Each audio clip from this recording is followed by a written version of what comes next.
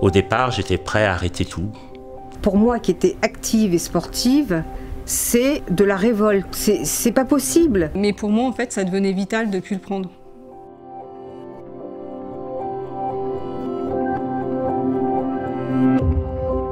Dans les pathologies telles que les cancers, notre vie est engagée. Ma vie a basculé en 2 secondes. Comment je peux imaginer que j'avais un cancer? Si ce n'était pas aussi grave, est-ce que on prendrait nos traitements tous les jours? Pas forcément. Ce comportement de non-observance peut paraître irrationnel. Mais à qui appartient ma vie? À qui appartient ma vie? Moi, je l'entends tout le temps. Je défie quiconque de prendre un traitement tous les jours pendant des années et des années. Parler de bonne ou de mauvaise observance, pour moi, c'est un non-sens. Observance est un terme à la fois religieux et militaire. La question m'a été posée tout à l'heure, qu'est-ce que ça a changé en tant que médecin? Je crois que d'abord la question, c'est qu'est-ce que ça a changé du point de vue du malade?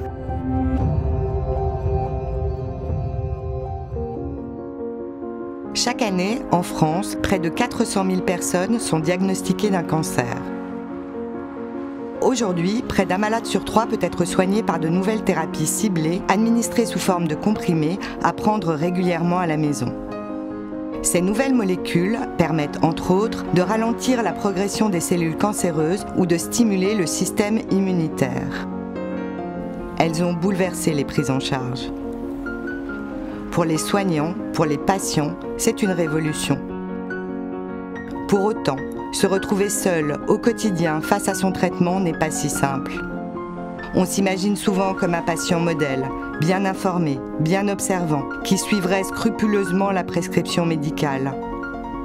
Pourtant, la réalité est souvent bien plus nuancée.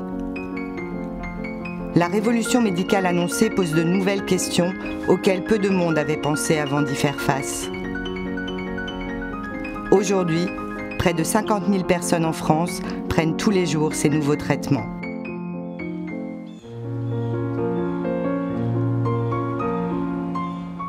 Mina Daban vit à Marseille. Mariée, mère de 2 enfants, elle est atteinte d'une forme rare de leucémie. Elle a pu bénéficier d'une de ces nouvelles molécules à prendre chez elle. Il y a un peu plus de 13 ans aujourd'hui, on m'annonce que j'ai une forme rare de leucémie. On m'annonce 6 mois d'espérance de vie. Je venais me marier le 1er août et le 26 août, j'apprenais que je ne passerais pas Noël jour de l'an. Sauf que la recherche avait avancé et lorsque je me dirige vers un centre de référence, on me parle de thérapie révolutionnaire. Vraiment quelque chose d'extraordinaire venait de se passer. C'était l'avènement des thérapies ciblées par voie orale. C'était aussi compliqué de mettre dans la même balance le mot leucémie et le fait de prendre une thérapie, un traitement à prendre par la bouche. Marie-Josée Romero est médecin généraliste. Elle suit Mina depuis des années et elle aussi a dû apprendre. Apporter son soutien et son expertise face à une maladie rare, autrefois mortelle, qui peut désormais se soigner. Les nouvelles thérapies orales pour les patients, ça leur donne une vie familiale qui est nettement améliorée, donc le confort de vie. Déjà, on ne trouve pas leur peau avec des cathéters, avec des perfusions, etc. Voilà, une grosse qualité de vie pour les patients. Et pour nous, ce que ça a changé, c'est que d'abord, on est plus proche du patient, parce que c'est vrai qu'à partir du moment où il y a des thérapies par perfusion, le patient il va à l'hôpital et souvent, c'est pas qu'il nous échappe, mais bon, il est suivi à l'hôpital, on va pas lui demander d'aller à l'hôpital, plus j'ai le médecin généraliste, c'est déjà compliqué. Donc, il se rapproche de nous. Mina, ça vient. Toutes ces années passées à se côtoyer face à la maladie ont resserré les liens et transformé la relation entre le patient et le soignant. Chose incroyable, on va en consultation, on n'est pas hospitalisé, tel que je pouvais l'imaginer, ou ma famille pouvait l'imaginer, ou même les personnes de l'extérieur imaginer une personne dans un lit tout blanc avec des médecins autour. et une vie qui s'arrête. Là non, on est au milieu de sa famille et on peut voir grandir ses enfants. Mais ça va mieux, non, toi? Oui. T'as remonté un petit peu la pente. Toujours des bonnes choses. D'accord. Toujours dans les projets. Ouais. La prise en charge au niveau des activités physiques. Et du coup, tu peux comprendre qu'il y a des gens qui ne prennent pas leur traitement. Parce que toi, tu t'es battue tout le temps pour dire... J'ai été observante dès le début. Maintenant, c'est vrai que je ne savais pas où cela allait me mener. Mais je me disais que si j'avais une seule chance... qu'il se passe quelque chose de positif, cela passerait par cela. Par rapport à l'annonce que j'avais eue, c'est vrai que ça a tout changé. Hein. Je veux dire, on m'annonçait que j'allais mourir en 6 mois, et là, on repart sur une vie qui... Voilà. Et tu as eu quand même beaucoup de mérite de continuer le traitement sans jamais l'arrêter. Et je me souviens même que tu m'appelais des fois en me disant « j'ai vomi, qu'est-ce que je fais? Est-ce que j'en reprends un de médicaments, c'était un dilemme de comprimés incroyable. Donc j'ai essayé de négocier, voir si c'était possible ou pas. Donc tu m'avais conseillé d'appeler l'hématologue, qui en fonction de l'horaire à laquelle j'avais vomi par rapport au traitement, faisait que j'avais à peu près la réponse. Donc, mais enfin, ça paye. Avec tous les efforts que tu as fait pour continuer à prendre ton traitement, est-ce que tu peux comprendre qu'il y a des gens qui ont arrêté le traitement? Tu peux comprendre ça? Oui, de tout ce que j'ai entendu, j'en ai entendu pas mal, ça n'a rien à voir avec la confiance qu'on peut avoir dans le traitement, et ça n'a rien à voir avec la confiance qu'on peut avoir dans le corps médical. C'est vraiment perso-dépendant, et en fonction aussi de ce que les personnes ont comme vécu, comme background auparavant. Les personnes n'ont pas l'idée que ça peut avoir une incidence sur leur propre vie. Mais tu crois qu'ils n'ont pas compris ça quand on leur a dit... parce que bon, on ne prend pas les antibiotiques pendant 10 jours comme ils sont prescrits. Ok, mais ça ne met pas sa vie en danger. Mais ne pas prendre un traitement qui est pour traiter par exemple une leucémie, c'est toute une autre démarche d'esprit. En fait, c'est beaucoup plus complexe et beaucoup plus contrasté que ce qu'on peut imaginer. C'est vraiment une palette de personnalités, et il y a autant d'observance ou de non-observance que de personnes qu'on peut rencontrer. Comme dans la vie de tous les jours. Bon, allez, viens, je t'examine un peu. Ça marche. En tous les cas, ce qui est important, c'est quand il y a des révolutions thérapeutiques qui se passent, comme il s'est passé dans les leucémies, là, il faut absolument que les médecins généralistes soient au courant. J'aurai toujours à l'esprit et en souvenir l'annonce au mari d'une patiente en disant que le pronostic de son épouse était mauvais alors qu'il était sorti des thérapeutiques qui pouvaient sauver les patients, mais je n'étais pas au courant.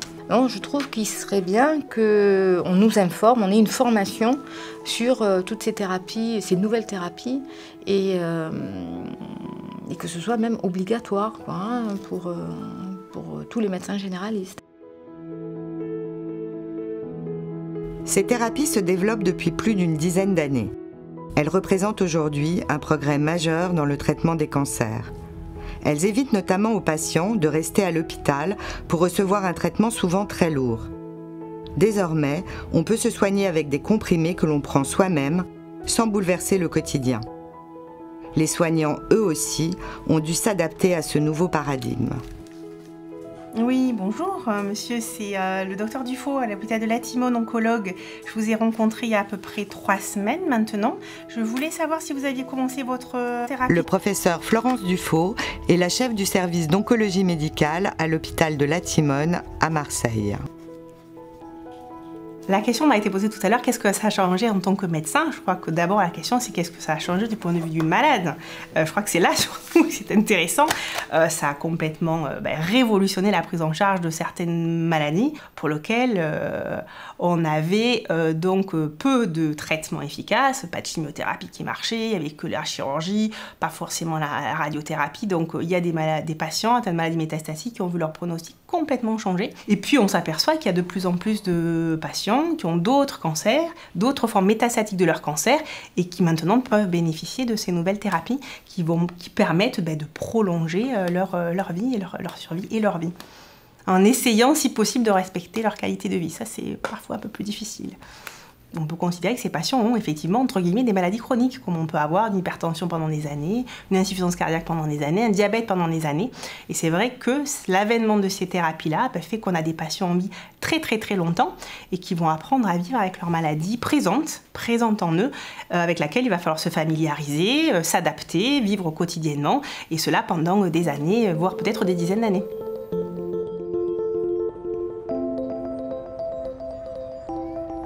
Si se soigner est devenu plus simple d'un point de vue médical, en réalité, ce n'est pas si facile. Face à une maladie grave, il faut tout réapprendre.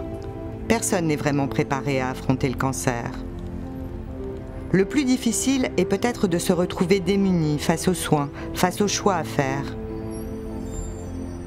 Dans un monde idéal, les décisions médicales doivent être partagées. Le patient doit pouvoir comprendre et choisir ce qui correspond le mieux à ses préférences, à ses valeurs, à ses croyances, avec le médecin. Catherine Tourette-Turgis est enseignante et chercheuse à l'université Pierre et Marie Curie. Elle a longuement travaillé et enquêté sur ces liens à construire entre les patients et leurs soignants pour décider ensemble. Je pense que le patient, c'est important qu'il soit considéré autrement que comme quelqu'un qui serait un simple bénéficiaire de je ne sais quoi. Donc on voit bien aussi qu'il faut rétablir au-delà du droit aux soins les autres droits. Souvent le malade se trouve exclu de ce que j'appelle moi les droits ordinaires, c'est-à-dire le droit au crédit, le droit au maintien dans l'emploi, le droit à la carrière. Donc il me semble que si on active aussi tous ces leviers, peut-être qu'on va aider la personne aussi à prendre ses traitements. Il y a des outils très simples. Par exemple, j'utilise un outil qui est une échelle visuelle. 0, je me sens pas du tout prêt à prendre ce médicament. 10, je me sens complètement prêt, il n'y a pas de problème. Donc je propose aux patients. Le médecin vous a prescrit un premier traitement de fond dans votre cancer. Ce que je vous invite à faire, c'est, on va voir ensemble, 0, je ne suis pas du tout prêt, je ne me sens pas du tout prête. 10, je me sens tout à fait prête. Vous mettriez où? La dame, elle coche le 4.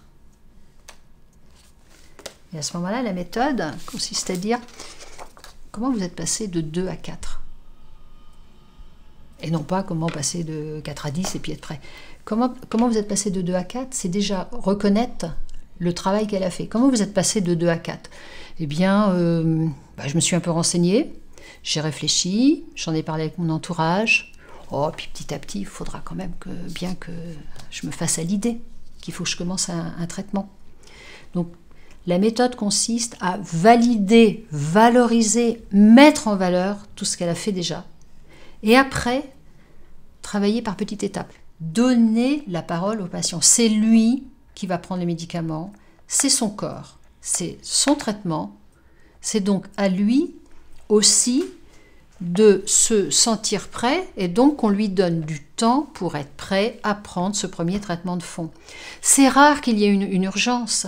Il faut mieux passer 1 semaine ou 2 semaines à ce que le patient puisse se préparer avec tout ce qu'il va nous demander pour pouvoir mieux se préparer, que de prescrire un traitement et de dire vous allez le prendre. Donc ça, ce sont des choses simples, ça ne coûte pas très cher, ça coûte des horaires infirmiers, ou des horaires on peut imaginer que ce type de consultation puisse être faite dans les associations de patients. Les médicaments sont très chers, onéreux, ça, c'est pas très cher, c'est efficace, et on aura un patient qui se sent prêt et qui est d'accord, et donc là on pourra vraiment parler d'une adhésion. La dernière étape lui offre une infime chance de victoire. Son travail dans les cours... Hervé a 55 ans. Il est informaticien. Diagnostiqué d'un cancer il y a 3 ans, il a pu bénéficier d'une de ces thérapies orales. Mais pour lui, lorsque le diagnostic est tombé, prendre son traitement n'avait rien d'une évidence.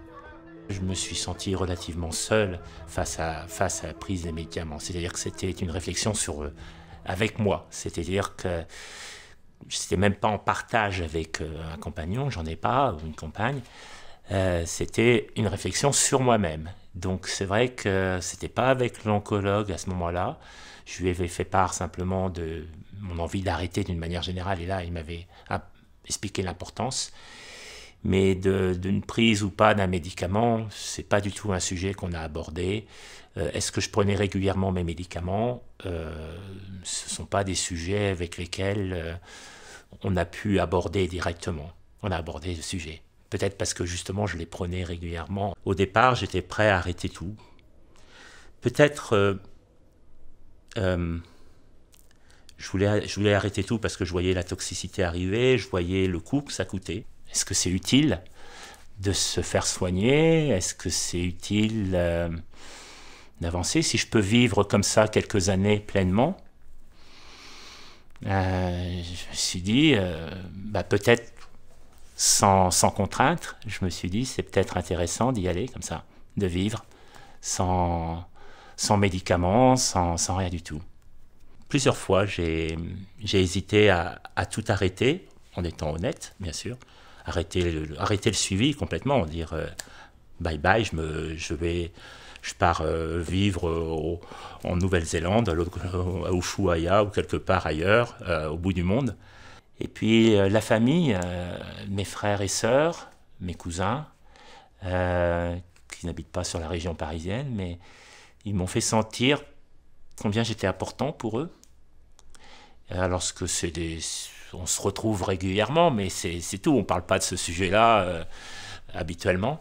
Et là, de sentir combien c'était important pour eux, combien ils étaient prêts à venir sur la région parisienne pour m'aider pour plein de choses, etc. Eh bien, on ressent, moi j'ai ressenti l'importance. Et donc, pour eux, il fallait que je me batte, entre autres. La première chose qu'un patient qui va faire arrêter, un patient va arrêter ses médicaments, c'est en partie quand même ses effets secondaires. D'avouer, par exemple, à son oncologue qu'on ne prend pas ce médicament parce qu'on perd ses cheveux, ça paraît quelque chose de complètement dérisoire par rapport à la maladie. Et pourtant, pour une personne, perdre ses cheveux, c'est quelque chose de très fort. Là, mon essai clinique qui s'arrête, je suis vraiment content de cet essai clinique, parce qu'en fait, qui s'arrête malgré tout, parce qu'il s'arrête dans le cadre officiel, et ça va faire un joli comprimé en moins.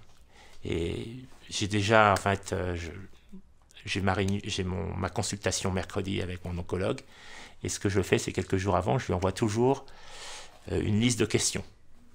Un mail, j'ai la chance d'avoir son mail.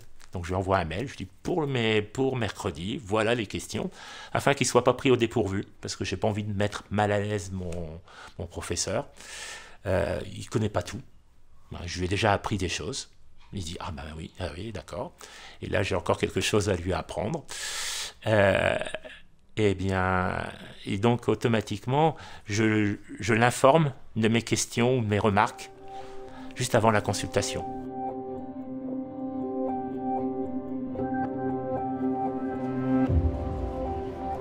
On entend souvent « Soyez de bons patients, soyez obéissants, soyez observants, suivez la prescription ». Pourtant, chaque patient a son histoire, avec ses fragilités ou ses forces.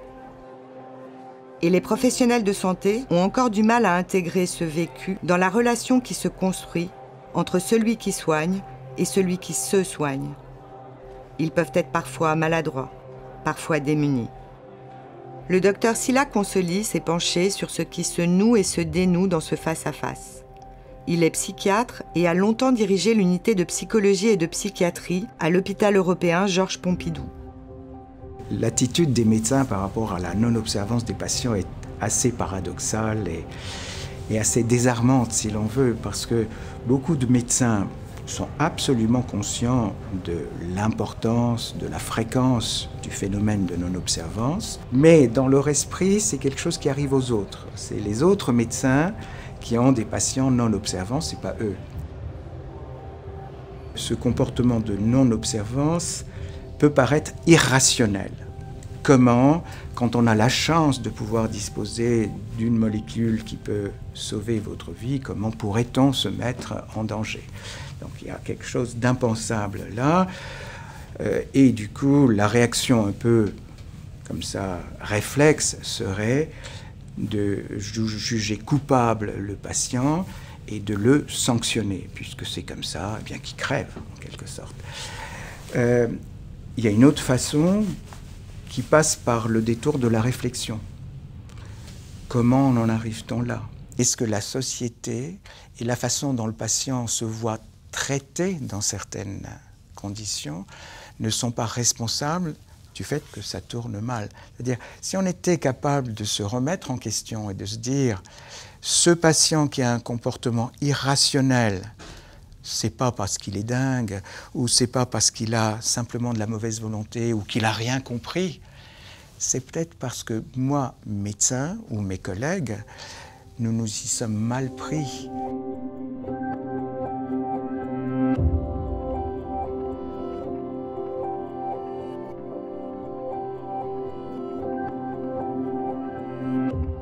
Pour moi qui étais active et sportive, c'est de la révolte. Ces traitements de merde, c'est pas possible. Toi, tu as faim, tu veux manger? Tu as faim? Oh là là, il a faim, mon bébé. Hein? Allez. Hein? Tu as faim? Oh là là là là. Alors, Philou, c'est ma petite, la mascotte. C'est la mascotte d'Ensemble contre le cancer. Voilà, c'est à lui que je raconte tout. Philou, il sait tout. Il me voit, il voit ma détresse. Je suis là, avec mon cachet, et puis voilà. Ça y est, mon chéri? Oh, regarde maman, regarde mon petit côté beau. Tu sais que tu es ma vedette, toi. Tu es une vedette, hein? Et puis il m'écoute, et puis il est toujours content. C'est ça qui est bien, il me juge pas. Lui, il me juge pas, hein? Maman, du moment qu'elle est bien. Sarah tenait un salon de coiffure lorsqu'elle a appris qu'elle souffrait d'un cancer digestif il y a une dizaine d'années. Après avoir quitté la région parisienne pour trouver le soleil dans le sud de la France, elle doit aujourd'hui faire face. Je déteste d'ailleurs ce mot. Cancer, cancer, cancer. C'est nouveau, c'est un bouleversement. C'est un bouleversement dans votre vie. Moi, 5 minutes avant de faire les hémorragies digestives et de tomber dans le coma, vous m'auriez acheté ma santé. J'étais super active, super bien. Le dimanche, j'avais 17 personnes chez moi. J'ai vraiment un cancer ou j'ai pas de cancer. Maintenant, je ressemble vraiment pas à une vraie malade. Les gens me disent que j'ai bonne mine. Je peux encore faire des choses. Alors au début, tu es un petit peu entouré. Tu les prends. Comme ça, parce qu'il y a quelqu'un qui t'appelle, tu as au rendez-vous, tu as quelqu'un qui vient, qui te demande si ça va, tu as rempli ton petit cahier d'une façon très scolaire. Tout va bien pendant 6 mois. T'es bien, tu as un beau scanner, tout va bien, toi t'es bien, tu conduis ta voiture, enfin tout est formidable. Et puis après, tout d'un coup, vouf, tu es lâché dans la nature. Et puis comme on t'a dit que tout allait bien, bah, quand tu rentres chez toi, tu te dis, bah, après tout, moi je vais bien, moi les boîtes, je vais les mettre de côté, et on verra bien. Mais tu ne sais pas que tu fais de la non-observance là. À ce moment-là, tu ne le sais pas encore. Tu te dis, je les prendrai plus tard. Pour l'instant, ça va, je suis bien, j'ai pas besoin. Genre, je prends un paracétamol, j'ai pas mal à la tête, je le prends pas, tu vois. Donc, moi, je le faisais comme ça. Je disais, bon, ben, je le prends pas, ça va, je suis bien, qu'est-ce que je vais m'enquiquiner avec ça? J'avais quand même vu que j'avais des effets secondaires, hein, des aftes, des choses désagréables. Mais bon, je me suis dit, bon, tant pis, je le prends pas. C'est au fil du temps, si tu veux, que les choses changent. C'est quand la maladie... Tu vas à ton rendez-vous, je regardais mon cancérologue, il me demandait si ça allait, c'était la niçoise qui arrivait, bien pouponnée et tout, tout va bien, très bien et tout. Il me dit, oh, est-ce que t'es bien et tout. Ah, je dis, ouais, parfait. Et à un moment donné, ben, tu changes physiquement, tu commences à changer, tu commences à être fatigué. Tes examens, ça commence, et là, cancéro, il te regarde droit dans les yeux. Et moi, je perds pas mes moyens. Je le regarde droit dans les yeux comme je te regarde. Ça va, tu gères Ouais, je gère très très bien. Bon, bah, un petit peu embêtée, j'ai des aftes, j'ai des machins, j'ai des trucs. Bon, j'ai les os qui commencent un peu à faire... voilà. Mais ça va, je gère dans l'ensemble. Ah oui, tu gères vachement bien. Bah oui, je gère bien. Alors maintenant, tu vas passer de l'autre côté du bureau. Ah oui, qu'est-ce que je vais faire de l'autre côté du bureau? Eh ben, tu vas venir voir comment tu as bien géré la situation. Ah ouais, bon, bah d'accord. Alors, il y avait 2 écrans. Un écran avec mon ancien scanner et un écran avec le nouveau scanner. Tu vois celui-là, la dernière fois? On voit pas ça. Et là, t'as vu les métastases? Les trucs que tu vois là, ce sont des métastases. Tu dis, ah oui? Il me dit, oui, c'est parce que tu prends pas le traitement. Et là, effondrement dans ses bras. Je me suis effondrée. Il m'a pas jugé, il m'a rien dit. Mais moi, je suis devenue rouge, parce que je lui ai menti. Je l'ai regardé dans les yeux, je lui disais oui, je le prends. Et là, lui, il me met devant le fait que non, je ne l'ai pas pris. Et là, force est de constater que la maladie, elle était vraiment là, que c'était pas... C'était vraiment une maladie que j'avais, hein, c'était vraiment un cancer. Moi, je faisais un déni finalement, que j'avais pas de cancer. Moi, j'écris toujours sur mon blog: la solitude est la pire ennemie du malade et de la maladie. On est toujours seul. Seul face à soi. Même entouré. Parce que je suis entourée. J'ai mes enfants, j'ai mon mari, j'ai des amis. Je suis pas seule. Je veux dire, à côté de personnes qui sont vraiment seules. Mais si, je suis seule dans le protocole que je prends. Ce protocole, il est particulier. Ce cancer, il est particulier. Il n'y a personne qui comprend. Mais oui, tu vas aller mieux, ça va aller mieux. Mais oui, mais bien sûr, on va bientôt prendre le champagne. Bien sûr que je vais bientôt aller mieux. Ta bonne mine, ah bah bien sûr, avec le temps que j'y ai passé là pour essayer de faire un petit brushing et puis mettre un peu de blush, bien sûr que j'ai bonne mine. Le problème de l'observance, et d'ailleurs les termes ont changé et ce n'est pas pour rien, on a plutôt tendance à parler désormais d'adhésion aux soins que d'observance. Pourquoi? Parce que observance est un terme à la fois religieux et militaire. On observe une règle, on observe une prescription, on observe une ordonnance médicale. Le médecin ordonne et le patient se soumet plus ou moins docilement, gentiment, passivement. Voilà. Donc l'adhésion aux soins, c'est quelque chose qui n'est jamais gagné. Et au fond, c'est très important de se dire que le patient non observant, ce n'est pas un mauvais patient, c'est un patient normal. Le patient normal est tenté de ne pas prendre son traitement ou de ne pas le prendre scrupuleusement comme on lui a demandé de le faire. C'est-à-dire l'espace de liberté dont dispose tout patient lui permet de dire oui ou de dire non. Et refuser, c'est une façon d'affirmer aussi sa liberté. Et c'est là tout le problème du consentement, parce qu'un consentement dit éclairé, c'est avoir dans un premier temps envisagé la possibilité de dire non. On me propose quelque chose, je réfléchis, j'ai le droit de dire oui, j'ai le droit de dire non. Et toute réflexion faite, je finis par dire oui. Donc c'est un non par rapport à un non. J'aurais pu dire non, mais en définitive, je dis oui. Et c'est très important que le médecin qui est en face de son patient comprenne cette mécanique-là. L'alliance thérapeutique, ce n'est pas une question de temps, c'est une question d'état d'esprit, avant tout. Il y a des choix à faire entre écouter le patient et puis lui dire des choses, l'informer. Et parfois, il faut faire cette espèce de sacrifice, lui donner moins d'informations, oralement. Il y a plein de plaquettes, il y a Internet, il y a des ouvrages de vulgarisation. Ça ne prend pas forcément plus de temps si on part du principe qu'il est essentiel de se mettre un minimum à la place du patient et de comprendre ce qu'il ressent et quelle est sa position précise à l'égard du traitement.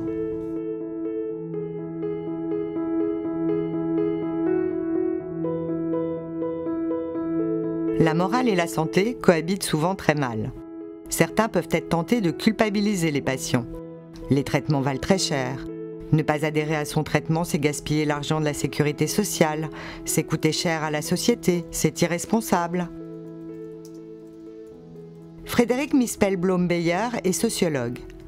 Il essaie de comprendre ces enjeux de santé publique et les clichés qui les accompagnent. Des voix commençaient à s'élever du côté des autorités médicales pour dire mais ces patients à qui on prescrit des traitements extrêmement chers et qui ne les suivent pas, on pourrait ne plus les rembourser. Et donc à faire planer la menace de non-remboursement, donc la punition de l'inobservance. Ça peut paraître un peu caricatural. Si vous voulez, dans le temps, au début du XXe siècle, on faisait encore des enfants pour la patrie, pour munir les fronts de soldats, etc. Tout se passe par rapport à cette question, comme si aujourd'hui, les patients étaient en quelque sorte les petits travailleurs de la sécurité sociale dont on mesure l'efficience et la non-efficience. C'est que finalement, pourquoi on dit que ça pose un problème? C'est que en quelque sorte, les patients inobservants ne sont pas assez productifs, tout simplement. C'est-à-dire qu'ils ne se soignent pas assez, ils ne sont pas assez efficients. Mais c'est là qu'on peut se poser un certain nombre de questions, c'est que qu'est-ce qui fait qu'on culpabilise spécialement les patients? Parce qu'il y a toutes sortes d'autres gens qui pourraient être mis en cause dans cette affaire. Et c'est là qu'on se trouve vraiment dans ce qu'on peut appeler la grande injonction paradoxale, qui se résume par le fait « soyez autonome ». Soyez autonome, c'est-à-dire soyez autonome, donc faites quand même ce qu'on vous demande de faire, mais faites-le tout seul. Pour les médecins, ce qui compte, c'est la maladie à soigner et moins la personne des patients. Alors que pour les patients, si vous voulez, pour beaucoup de patients, quelles que soient les pathologies, ce qui compte d'abord, ce n'est pas forcément les symptômes, les pathologies à soigner, mais c'est la vie que ça empêche de mener. Et donc, le point de vue des patients, il est complètement différent de celui des médecins. Si vous culpabilisez les gens, si vous dites qu'ils font des choses pas bien, comment voulez-vous soigner quelqu'un qui est une personne mauvaise? Et pourquoi se soigne-t-on? On se soigne. Si on ne se soigne pas, comment dire, si on ne s'aime pas un petit peu, on ne se soigne pas. Si on ne pense pas que la vie qu'on mène vaut la peine d'être menée, si on ne pense pas qu'il y a des proches autour de nous qui ont besoin de nous et qu'on aime et qui vous aiment, sans ça, vous ne vous soignez pas. Mais à qui appartient ma vie? À qui appartient ma vie? Elle m'appartient à moi, elle appartient au ministère de la Santé, elle appartient à la médecine. À qui appartient ma vie?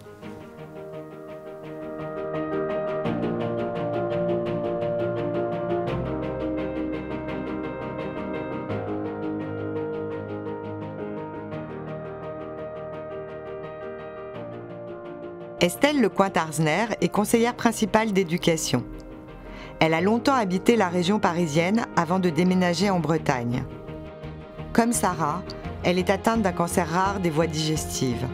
À 29 ans, sa vie a basculé et ses projets de vie avec. Je suis tombée malade, j'avais 29 ans. J'avais pour projet avec mon conjoint de l'époque en fait, d'avoir un enfant. On m'a très vite expliqué que le traitement devrait être pris à vie. Et on m'a aussi expliqué qu'il ne serait pas possible pour moi d'envisager une maternité puisque le traitement était susceptible de favoriser des malformations. En fait. À partir de là, voilà, j'ai su que je ne pourrais pas être mère avec ce traitement. Mais sur le moment, je l'ai accepté parce que c'était le seul moyen pour moi de rester en vie. Et puis finalement, la relation s'est essoufflée et j'ai pas très bien compris pourquoi, parce que ça a été assez soudain. Justement, on était en train de parler un petit peu d'avenir et puis d'un coup, ça s'est arrêté. Il m'a dit, en fait, j'ai essayé de t'imaginer avec mes enfants et je me suis rendu compte que ce serait pas possible. Et là, ça a été très dur pour moi. Quand il m'a dit cette phrase-là, en fait, j'ai eu une réaction de colère. Immédiatement, en fait, je me suis dit c'est à cause du médicament. Parce que si j'avais été une femme comme tout le monde, si j'avais pu avoir des enfants, etc., il n'aurait pas eu cette réaction de recul vis-à-vis de moi.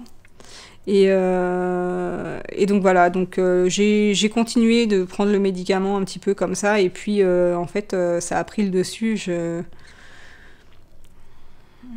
Après j'ai essayé de temps en temps de le reprendre, parce que je me disais que ça valait pas le coup de se mettre en danger, etc. Mais vraiment j'y arrivais plus.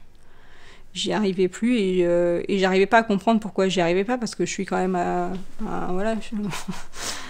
intellectuellement, je connaissais tous les enjeux, etc. Et puis c'est vrai que il n'y a rien de plus bête finalement que de sortir un comprimé de sa boîte et de le mettre dans sa bouche.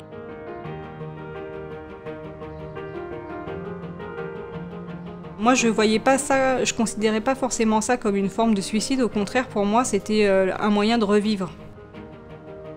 Alors c'est paradoxal, hein. Ça paraît un peu tordu comme concept. Mais pour moi, en fait, ça devenait vital de ne plus le prendre. C'est à partir de là que j'ai commencé à me poser des questions justement sur les difficultés d'observance, parce que je me suis dit que si moi, la présidente de l'association, rencontrait ces problèmes-là, forcément, il y avait aussi d'autres gens dans ma situation qui n'osaient peut-être pas non plus en parler, parce que personne n'avait encore jamais mis le sujet sur le tapis. C'est pas simplement prendre un cachet. Derrière la prise du cachet, il y a beaucoup de choses. Et pour moi, en fait, voilà, c'était prendre ce cachet, ça voulait dire que je renonçais à ma vie de mère, que je renonçais potentiellement à construire une relation amoureuse avec quelqu'un qui aurait envie de construire une famille. Ça pouvait me fermer beaucoup de portes qui étaient, pour moi, beaucoup plus importantes que de rester en vie, en fait. Parce que rester en vie sans avoir de projet de vie, j'en voyais pas l'intérêt.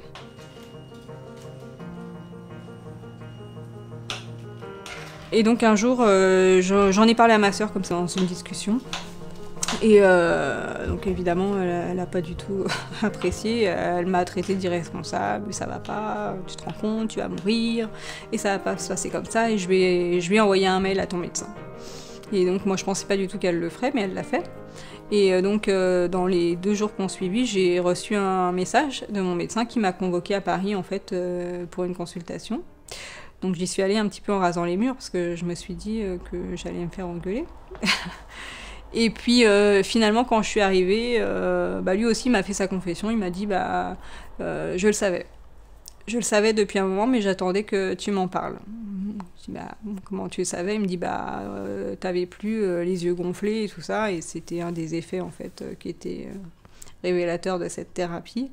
Donc là, on a eu une vraie discussion, quelque part. C'était peut-être la discussion que j'aurais aimé qu'il entame au début de mes difficultés.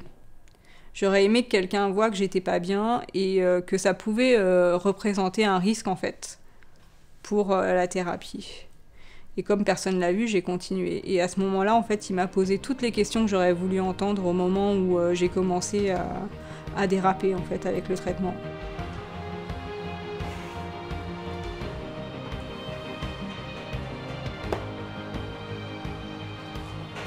Comme j'étais en rémission, je lui ai demandé d'arrêter le traitement. Donc ça n'a pas été une décision facile, parce que dans ce type de maladie, à l'époque, ça ne se faisait pas. D'autant que moi, je fais partie d'une population à haut risque de rechute. Et donc à ce moment-là, on a passé un deal.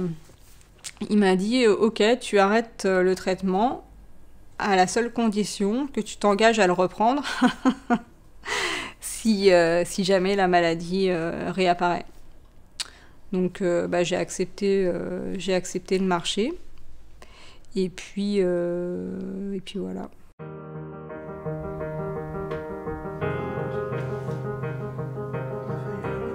Aujourd'hui, ça va beaucoup mieux.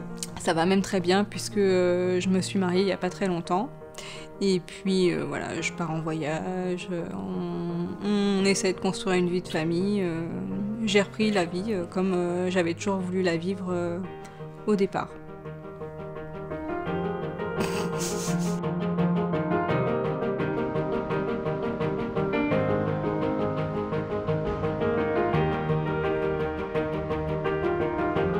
À l'hôpital de la Timone à Marseille, un suivi particulier des patients a été mis en place depuis 5 ans. Ici, des infirmières, des médecins et des pharmaciens se relaient pour accompagner les malades quand ils le souhaitent à des consultations appelées éducation thérapeutique. Ces professionnels souhaitent adapter leur dispositif aux patients, et non l'inverse, en les accompagnant dans la compréhension de leur maladie, de la prise des traitements et de leurs possibles effets indésirables. Comme convenu, je vous rappelle pour prendre de vos nouvelles et faire un point après votre consultation avec l'oncologue. Très bien. Donc vous avez eu des bonnes nouvelles, hein? Ça fait du bien moralement? Ouais, ça fait du bien. Bon, très bien. Alors, on se voit lundi alors? L'objectif est de partir des attentes et des besoins des patients pour les aider à poursuivre leur vie comme ils l'entendent, dans les meilleures conditions possibles, en maintenant un cadre moins formel que lors de la consultation avec leur oncologue. Lorsque j'entends parler de bonne ou de mauvaise observance, pour moi c'est un non-sens. Alors quand je dois transmettre, il a un bon niveau d'observance, mais quand j'écris ça, il y a quelque chose qui me dérange. Le langage commun, c'est ça aujourd'hui quand même. C'est tu fais bien, tu fais pas bien, tu es le bon élève, tu es le mauvais élève. Tu es le patient qui va pas appliquer à la lettre ce qu'on t'a indiqué. On est humain, donc je considère qu'il n'y a pas de bonne ou de mauvaise observance. Je pense qu'il y a des difficultés à appliquer le traitement à un moment donné. Et ce serait bien qu'on cesse de mettre une étiquette, que ce soit l'adhésion, l'observance. On est là, on est face à un être humain, face à une maladie longue, une maladie chronique, souvent, pour la plupart. Et peut-être simplement se dire, voilà, on a nos faiblesses et on doit s'adapter. Donc on est plus dans on va parler de stratégie d'adaptation, mais ça c'est encore un mot. Mais là, on se rapproche plus de l'être humain et ça veut dire prendre en compte les stress de la personne, les stress du moment. Quand je dis les, parce qu'il n'y a jamais qu'un seul stress dans une vie, le fait de venir en consultation, c'est un stress pour certains patients. Le fait d'aller passer les scanners au moment des évaluations, c'est un stress supplémentaire. Dans le parcours de vie d'un patient, il y a moult stress liés à sa maladie, plus ce qu'il a à vivre au quotidien. Bonjour. Je m'appelle Francette et je suis infirmière dans le service. Au lieu de parler d'observance, quelles sont les difficultés ou les ressources? À des moments, on a des patients qui n'ont pas de difficultés. Dans le service, on a mis en place un suivi qui s'appelle de l'éducation thérapeutique, qui est un suivi particulier pour les patients qui ont des traitements comme que vous allez prendre à la maison pour votre maladie. Le médecin m'a expliqué qu'effectivement, il pouvait y avoir des effets secondaires qui allaient survenir. Et du coup, c'est vrai que par rapport à certains des effets qu'on a pu me présenter, il y a une petite appréhension quand même. Et je me dis... Même si je suis ouverte et je considère que l'humain a besoin de temps, il y a une petite voix en moi qui me dit, quand le patient me dit « moi, je veux baisser de dosage », et puis d'ailleurs, j'ai essayé et je me sens mieux comme ça, et je l'ai fait pendant tant de temps. Il y a quelque chose en moi qui s'ébranle. Et donc, et la deuxième attitude, c'était de dire, voilà, est-ce que c'est faisable, est-ce que c'est réalisable? Et à nous aussi d'entendre ça. Donc nous aussi, on a un travail d'assouplissement de notre vision du soin et de la santé. Ces nouvelles thérapies sont souvent efficaces. Elles n'en restent pas moins compliquées, dans leur protocole, dans leur façon d'agir sur la maladie. Les patients peuvent se mettre en danger. Le plus important pour un patient en difficulté face à son traitement est sûrement de trouver une oreille attentive, formée, qui saura entendre et proposer des solutions. De plus en plus, le pharmacien de ville intègre cette chaîne de soins. À Châlons en Champagne, la pharmacie de Jérôme Sicard n'est pas seulement l'endroit où l'on vient chercher ses médicaments, mais c'est aussi un lieu d'échange et de partage. Dans la discussion que l'on a avec les patients et la prise en charge des patients au niveau de la pharmacie, un des aspects très importants va être de pouvoir s'adapter aux patients que nous avons en face et en tout cas à ses attentes, à ses craintes, à ses peurs, toute la particularité, la singularité de la pharmacie d'officine, c'est que le patient peut pousser la porte quand il le souhaite. Si on se rappelle le parcours de soins du patient, à partir du moment où on annonce au patient qu'il a le cancer, le temps ne lui appartient plus. Il va être pris dans un flux, et cela pendant plusieurs mois. On va lui dire où aller, que faire, qui rencontrer. Et finalement, un des rares professionnels maintenant de santé chez qui le patient peut se rendre, discuter et pousser la porte quand le patient le souhaite, c'est le pharmacien d'officine. Evelyne est une patiente de la pharmacie de Jérôme Sicard. Elle est en rémission d'un cancer du sein. Si aujourd'hui elle va bien, elle est toujours sous thérapie orale pour éviter une rechute. On passe tous par une période de déni, de toute façon. Mon déni à moi, c'était non, c'est pas possible, ça ne peut pas m'arriver, je suis trop jeune. Et puis après, si, réfléchis, ça t'est arrivé, t'es pas la première, tu n'es pas la dernière, et puis c'est tout, il va falloir y aller. Le choix du pharmacien, c'était un peu à hasard, parce que moi j'habite loin de Châlons-en-Champagne, et j'avais un pharmacien de proximité, mais avec lequel je n'avais pas eu un contact facile. Et je pense que comme j'ai été suivie à Reims, de Reims pour rentrer chez moi, je passe par Châlons, je me suis arrêtée à Châlons. Le contact a été super ici parce que je me suis aperçue que ce pharmacien avait de bonnes connaissances de tout ce qui concernait la cancérologie. Et donc c'est rassurant quelque part de venir voir un pharmacien qui est capable de répondre à une question sur un traitement que vous avez et qui a des effets secondaires après, derrière. Et qui est capable éventuellement de vous apporter des aides aussi pour gérer ces effets secondaires. On monte au bureau? Oui. Il y a deux niveaux de formation. Il y a un niveau de formation qui est un niveau scientifique, pharmaceutique. Ça, c'est notre formation de savoir-faire. Et ensuite, on a, je dirais, le savoir-être. Cette capacité à écouter la personne d'en face, à lui prêter de l'attention, à aller à son rythme, à ne pas être vindicatif. C'est également une volonté, une attente de plus en plus importante des patients. Mais j'ai jamais entendu dire que ce genre de médicament avait un impact sur le... Normalement, non. Non. Donc que ce soit avant, pendant, après. Ouais. Tout ce qui m'interrogeait, je demandais des éléments de réponse. Et à partir du moment où moi j'ai les éléments de réponse, c'est dans mon caractère. Si ça correspond à une nécessité, je vais l'appliquer. Je prends bien mon traitement, j'ai fait très attention, parce que j'avais décidé de ne pas me laisser faire par le cancer. C'est des gens qu'on connaissait, que l'on connaît pendant la maladie, que l'on va connaître après la maladie, majoritairement, heureusement. Et c'est des gens avec qui on va créer un lien. Et ce lien va souvent se renforcer pendant la maladie. Voir que la personne a été en dedans, et puis qu'aujourd'hui a réussi à prendre le dessus, à repartir sur de nouveaux rails, une vie professionnelle qui reprend, ou bien une vie de retraité qui repart avec des objectifs, et ça c'est super. C'est un tout. Il faut une bonne relation avec les oncologues, il faut se sentir relativement bien, si je puis dire, quand on va dans les établissements hospitaliers. Il faut se sentir écouté par le généraliste et il faut aussi se sentir écouté par son pharmacien. Je pense que c'est un tout, c'est pas une personne, c'est un tout. Il faut que tout le monde soit un petit peu dans cet état d'esprit.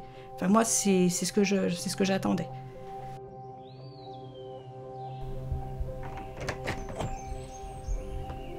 Malheureusement, j'ai trouvé le soleil et j'ai trouvé la maladie. Ça, c'est des choses que je ne pouvais pas savoir au départ. C'est un peu difficile. Je préférerais habiter un petit studio et puis pas être malade, si j'avais le choix. Je préférerais rien avoir et être en bonne santé. La santé, c'est la plus belle richesse. Et ça, on ne le sait pas. On ne sait que quand on ne l'a plus. C'est triste.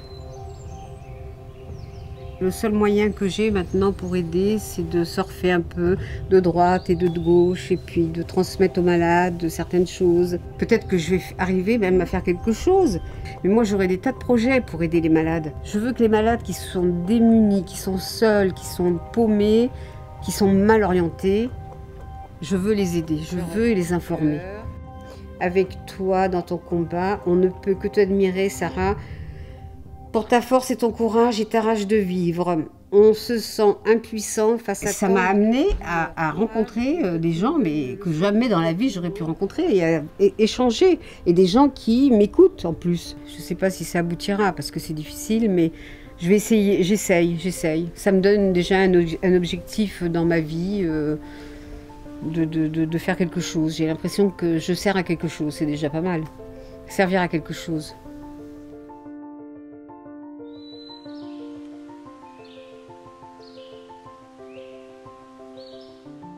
Tout pendant qu'on utilisera un vocabulaire moyenâgeux comme prise en charge, bénéficiaire, on s'en sortira pas. Parce que qui dit bénéficiaire, il y aurait forcément quelqu'un de généreux qui donnerait et quelqu'un d'autre qui recevrait. Or, c'est pas du tout ça. Le malade y participe à l'organisation du système de soins. Il travaille pour se maintenir en santé et c'est ça qu'il faut valider, valoriser. Je suis pas fière de mon parcours, même si aujourd'hui je m'en suis pas trop mal tirée. Ce que j'aimerais, moi, c'est que les gens qui ont des difficultés avec leur traitement n'aient pas peur d'en parler. Mon histoire, à moi, je voudrais qu'elle serve aussi aux autres, qui se disent « non, moi je peux pas en parler parce que je vais décevoir mon médecin » ou parce que on s'en fout de décevoir les autres. L'essentiel, c'est de sortir de sa propre difficulté. Moi, le jour où je me suis libérée de ça, ça m'a fait quand même un bien fou. Si ça vous arrive, il faut pas en avoir honte, il faut absolument pas essayer de garder ce problème pour soi. L'inobservance thérapeutique, c'est une grande souffrance. Et c'est pour ça que c'est important de la partager au plus vite pour pouvoir en sortir au plus vite. Parce qu'à partir du moment où on commence à en discuter, on commence aussi à trouver des solutions. Trouver des solutions. C'est sûrement une des grandes leçons que tous ces acteurs du soin peuvent nous donner. Entrez, venez. Qu'ils soient patients, soignants, chercheurs, engagés ou militants associatifs, tous, à leur niveau, ils essaient de faire bouger les lignes. Estelle a fondé une association autour de son cancer rare, tellement rare qu'il n'en existait pas. Avec Sarah, Evelyne et d'autres, elle milite activement pour les droits des malades. Mina, elle aussi, a fondé son association. Et Hervé, quant à lui, en a rejoint une autre. De patients, ils sont devenus acteurs. Tous veulent faire changer le regard sur la maladie.